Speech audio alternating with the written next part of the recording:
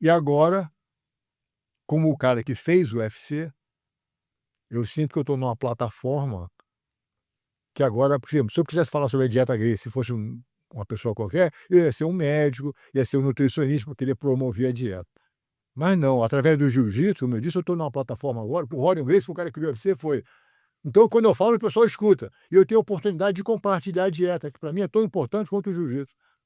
Não adianta você conseguir dar pancada em todo mundo que mora na tua rua e ter um ataque do coração aos 50 anos de idade, pô. A graça é você poder viver uma vida longa, saudável e tal. E como eu disse, eu tive a oportunidade de ver isso dentro da minha casa. O tio Carlos e o papai, para mim, foram exemplos excepcionais de pessoas que tiveram uma vida saudável, uma vida longa, uma vida boa, uma vida positiva, uma influência altamente benéfica para as pessoas em volta deles. E é o que eu quero fazer, é seguir essa trilha também.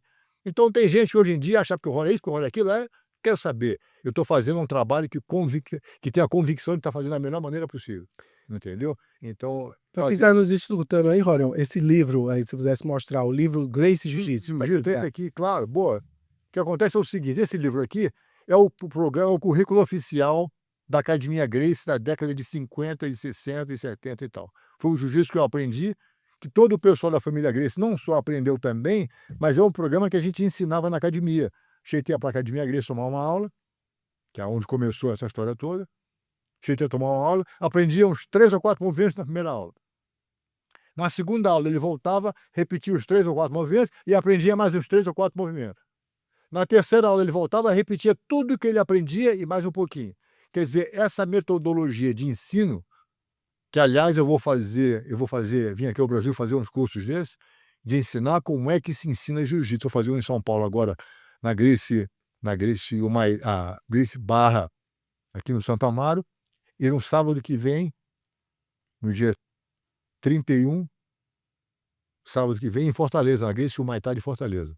Vou fazer 2 seminários sobre a metodologia de ensino criada pelo Hélio Gracie, que está nesse livro aqui, são os movimentos. Mas o que eu vou fazer é ensinar a professores como é que se deve ensinar o jiu-jitsu. Não é ensinar o golpe. Ensinar o golpe é uma coisa. Mas você ensinar o professor como é que ele deve ensinar o golpe é outra história.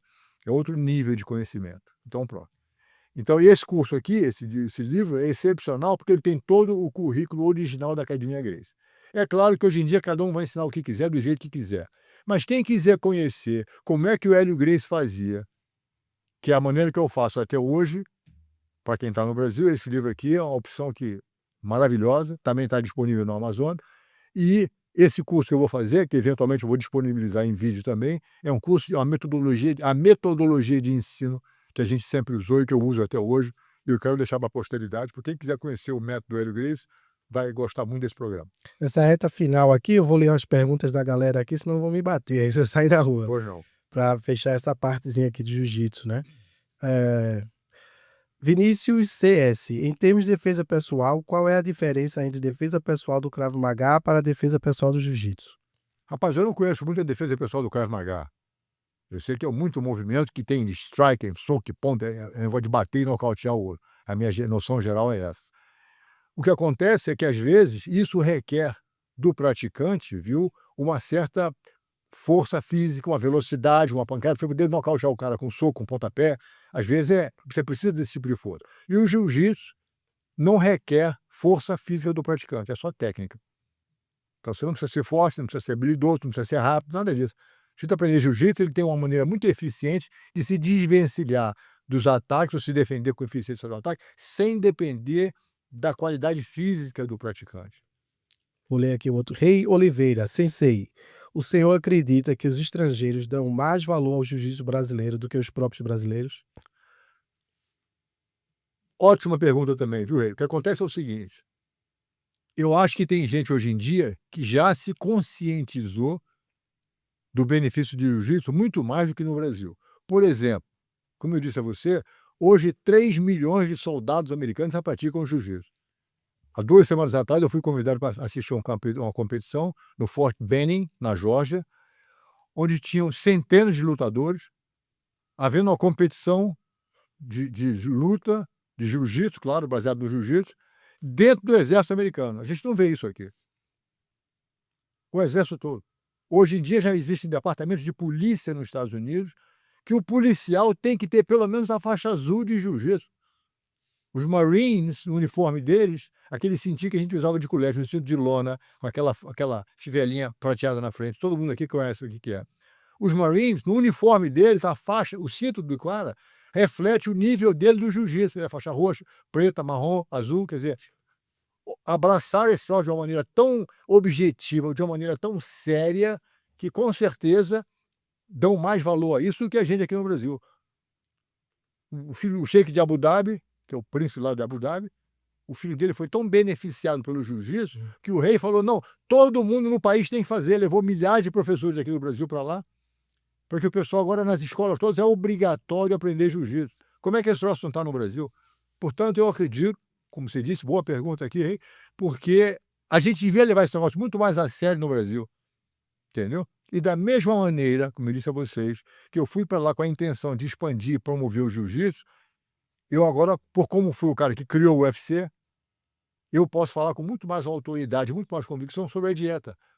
Se eu falei, pessoal, levem o jiu-jitsu a sério, o pessoal eventualmente, depois de quase 40 anos, todo mundo está levando o jiu-jitsu a sério, escuta o que eu estou te falando, levem a dieta a sério também, a sua dieta. Nem que não seja a dieta Gracie.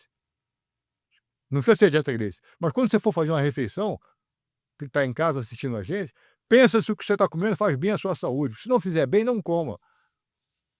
Entendeu? Estuda, pensa, leve isso em consideração. Isso aqui é só mais uma forma de você poder se orientar e te botar na trilha certa. A dieta Gracie, o livro da dieta, está aqui para ajudar a pessoa. Agora, o fato de você dizer, não quero saber, vou comer o que eu quiser, porque é gostoso, e não estou preocupado com a minha saúde agora, é muito simples. Ou é fraqueza, porque você não consegue resistir àquela sobremesazinha gostosa, ou é burrice. Sabe que faz mal e come porque não é a pessoa mais brilhante na história. Vou ler mais 2 perguntas Vai aqui, lá. até por causa da hora, né. Edivan Guerreiro: o que o mestre Rorion acha dos papa-faixa de hoje em dia? Esse comércio de graduação chegando até R$ 1.000 por graduação para faixas pretas, por exemplo. Eu acho ridículo, não tem que negócio de você passa a vida inteira se dedicando como aluno a fazer um negócio, e para ser graduado tem que pagar R$ 1.000, eu não sabia disso, mas eu acho que não tem nada a ver. O professor, quando o aluno está pronto, promove o aluno, está encerrado o assunto. A outra pergunta aqui é sobre lutadores do UFC. Pergunta: mestre Rorion, Rodolfo Viegas: você conhece o estilo do Jailton Malhadinho, que é um lutador do UFC? O baiano mistura jiu-jitsu com o estilo pessoal do Daguestão. Mestre Rorion gosta desta inovação? Rapaz, eu vou ser sincero com vocês, eu não assisto muito mais o UFC não, viu. Eu estou feliz que esteja crescendo cada vez mais, mas desde que eu vendi o UFC em 95, eu raramente assisto alguma luta. Às vezes o pessoal me mostra: olha essa luta do cara aqui, eu dou uma olhada, mas se você perguntar quais são os 3 campeões agora de 3 categorias de peso do UFC, eu não sei quem são. Por fim, aqui já tem muitas aqui, vai ser complicado ler pra todo mundo, mas tem uma pergunta aqui que é de como crescer uma academia. Deixa eu ver aqui, que ele tá tem muita pergunta. Depois eu vou passar pra Rorion responder aí. Tem uma aqui, que é assim: mestre Rorion, o que fazer para crescer uma academia pequena de jiu-jitsu e ter sucesso empreendendo no jiu-jitsu, né? Você tem que ser um bom professor de jiu-jitsu, número 1. A coisa mais difícil para mim que eu vejo hoje em dia é um professor que conheça o jiu-jitsu a fundo.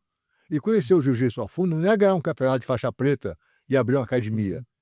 É entender como é que você deve falar com o aluno, como é que você se apresenta com o aluno, como é que você se conduz na frente do aluno. Além da parte técnica, como eu disse a vocês, que está aqui, isso aqui é importantíssimo. O professor que não conhece isso, faixa preta, tá capengando, velho.